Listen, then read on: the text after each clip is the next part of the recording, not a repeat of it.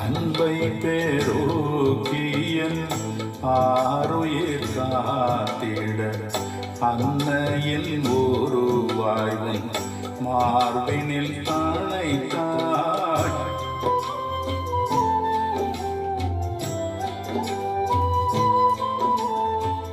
அன்பை பெருக்கியன் ஆருயிர் காத்திட அன்னையில்